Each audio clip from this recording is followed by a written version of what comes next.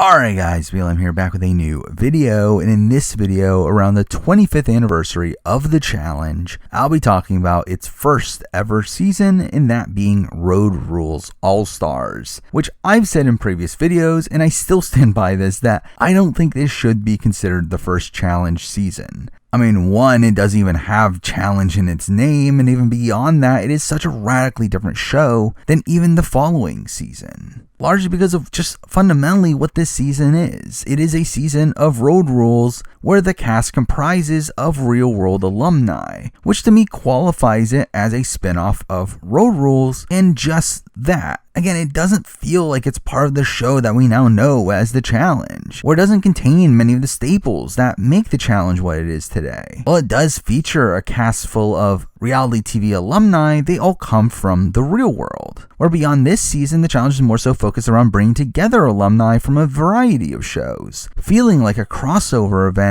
with the emphasis of this entire concept coming from crossover episodes that were done between Real World and Road Rules. Toward this season again doesn't even do that. Though again, defense of this is the fact that this is technically still a crossover, where each of the Real World alumni here do come from different seasons, which kind of rectifies that. And realistically, I mean, that is just kind of a minor issue. The bigger issue, and the reason I wouldn't consider this a challenge season just fundamentally, is the lack of actual competition. This again follows the format of Road Rules, and through that, unlike literally every other challenge season moving forward, there is no competition between the players here. Instead, they work together to complete tasks for a handsome reward. Again, just the Road Rules format. So again, I just fail to see why this should be considered the first challenge season, with this essentially just being a glorified season of Road Rules. And really, in turn, is just entirely a different genre within the reality TV sphere. Now, to be fair, competitive reality TV hadn't taken off by this point, and it wasn't until Survivor that it really becomes mainstream, but that doesn't change the fact that this season has almost no connection to the later format of the show.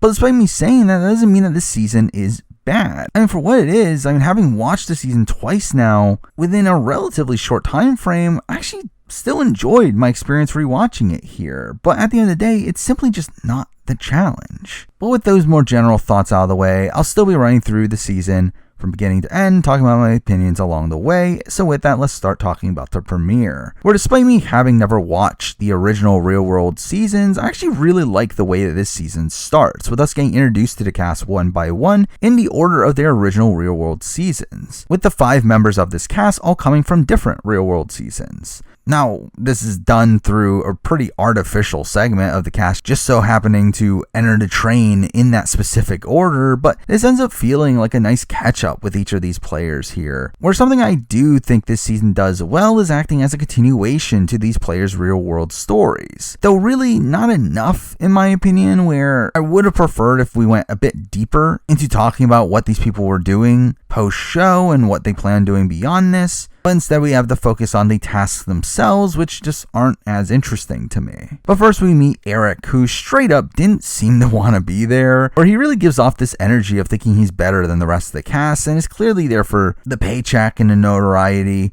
though at least that does bring some drama down the road. But then we get introduced to John, who probably ends up being the quietest member of this cast, though it does come off as this genuinely nice guy, and he does also talk about having known Eric, but having not seen him in years, where again, these pre-existing relationships are part of the uniqueness of the challenge moving forward, though here really only the Eric-John relationship gets any true focus. But then we meet Rachel, who ends up having the biggest life update here, with her having an injured leg now, who ends up having the biggest life update here, with her still having an injured leg from a car accident, during which her friend and her boyfriend were killed. A pretty tragic backstory that I wish we got to spend a bit more time on, as it mostly feels like an afterthought on this season when it obviously greatly affected her life, and it would have been nice to hear more of her perspective on it. But then we meet Cynthia, who seemed to be living the most normal life of those on this cast, with her just being a travel agent. And then we meet the final person on this cast, that being Sean, who is essentially the new kid on the block here, being from the most recent Real World season. And it is funny to see the rest of the cast clearly not knowing who he is, despite the fact that his season had to have at least been airing by the time of this filming. But right away we do get introduced to the season's main story, storyline with Sean instantly talking about his attraction to Rachel, where they end up striking up a relationship over the course of this season, and at the time of this recording have now been married for over 20 years and have 9 kids somehow. And to have this sort of relationship start from the two meeting on Road Rules All-Stars is pretty mind-blowing. And I'm surprised that this relationship isn't brought up more when talking about reality TV couples that lasted, though that probably plays into the fact that they are now so far removed from their reality TV careers, and they obviously remain largely controversial figures in the modern day, with Sean having become a US congressman and Rachel becoming a Fox News host. And with the serious nature of their careers, they probably don't want their reality TV history to be well known either, so it's probably just better from all point of views. But this probably ends up being the first successful reality TV couple, and despite them being like the main focus from this season, you really don't hear anyone talk about them in the modern day. But following this, we do see the group getting a message from Puck, who is one of the most notorious real-worlders, which makes it really strange they essentially chose him to act as the host for this season, though considering it is a mostly minor role, it doesn't end up mattering that much. But this episode ends up comprising of the first task, that ends up being them having to spend a night at a haunted psychiatric hospital and look for evidence of ghosts. And this is obviously a ridiculous task, though we do get a couple of notable moments from Eric making a mockery of it in front of these psychics to where they end up being insulted by his actions. We also have the men pranking the women into thinking that they saw something, and the women just being terrified really the entire time. And weirdly, this challenge ends up also being judged by Ed and Lorraine Warren, who are these really well-known paranormal investigators who I feel like are more known now for their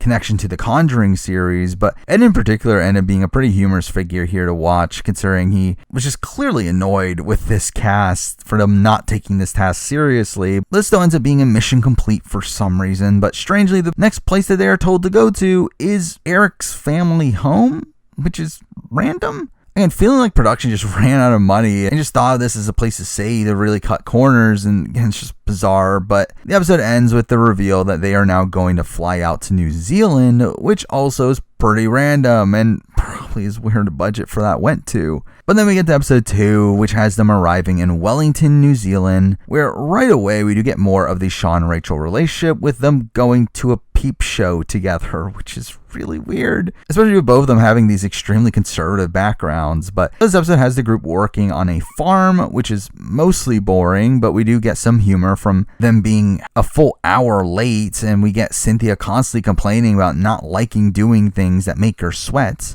and is also upset about being surrounded by cow asses. But through this, they get paid and are told that they won't be getting paid again for another 12 days, which obviously leads to them blowing their money on breakfast the following morning. Though throughout a lot of this episode, Sean does come off as a voice of reason, eating leftovers instead of wasting money on breakfast, and also earlier trying to get the group to get to the farm on time. But this is also where we finally get some drama, with Eric really being a downer throughout this trip, with him openly telling the others that he won't be friends with them afterwards, really insulting Cynthia, Rachel, and Sean, who clearly form a clique across this trip. But also here we get a bit of a humorous fight that stems from Eric saying that he wants to get married, to which Cynthia argues with him saying that he shouldn't, which again is just kind of a dumb argument. But through this situation, John ends up trying to play the peacemaker and is really the only non-anti-Eric figure on this season. But following this, we do get mission 3 of just lying down in a rocket as it swings around, and that's also boring. But that ends up taking us to episode 3, where we do have them being told to write what would end up being the theme song for this show, which is another weird quirk of this season. But to me, this ends up probably being the most notable task of the season, though the actual creation of the song is saved for later down the road. But once again, this episode does focus a lot around Eric and the drama he causes, where he ends up not participating in the song creation due to worries about his career and the rights to the song, which to be fair is a legitimate concern for him, someone that does have a record deal. But this ends up further isolating him from the group, leading us to mission 4 of them rolling down a hill in an inflatable ball, which they end up racing during, though really none of this ends up mattering. And even that final matchup of Cynthia versus Rachel ends up getting canceled because Cynthia decides to not do it, giving Rachel the win by default. Though also it's like, by that point, shouldn't this technically not be a completed mission because she didn't do it, but whatever, I guess. But again, this is where the Eric drama comes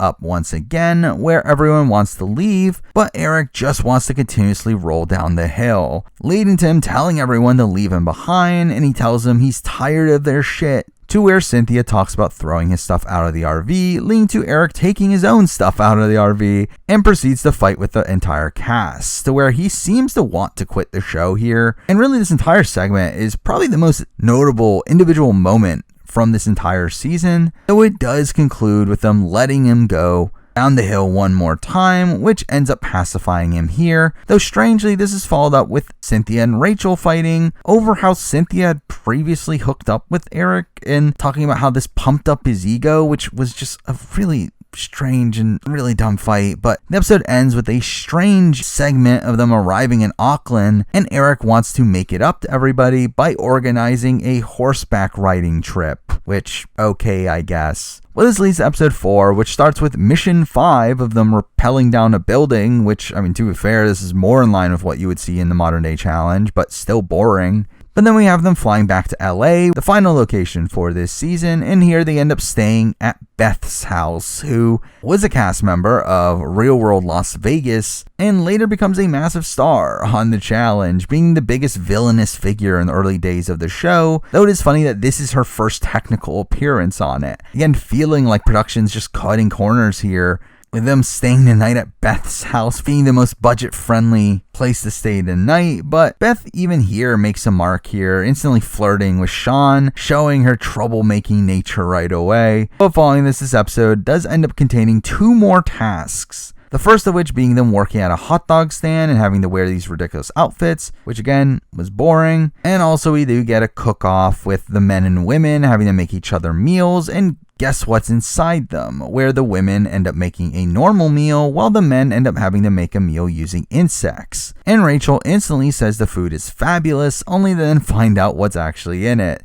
And Cynthia ends up puking it up and talks about wanting to quit the show, being a strange conclusion to this episode. With us now jumping into episode 5, the finale, which starts with Cynthia deciding to not quit, which, okay, I mean, this is the end anyway, but we then get to mission 8 of them having to put on an improv show, and they get improv classes from some later celebrities, including Cheryl Hines, and really just none of the actual improv here ended up being funny to me, though, I mean, really, that's just improv in general in my eyes. Like, I really just found a lot of the humor here really cringy, though a fun aspect of the show they put on here is the fact that one of the segments is them having to do imitations of their real-world flatmates, which again, while none of this was actually funny to me, it was at least nice to see them embrace the history of the real world while also allowing the cast to just have fun with these impersonations here. But then we get to the final mission of the season, and that being recording the song that they had previously written, which I will say is actually a pretty catchy song, particularly the beginning of it, which I do get stuck in my head at points. But following the scene, I mean, the season really just starts to wind down, with the cast eating their final meal together until Puck finally shows up in person, handing them a case that contains their prize, and then just leaves, which is awkward. And what's even more awkward is that they open up the case to find out that the prize for competing in this season is a trip to Costa Rica, which is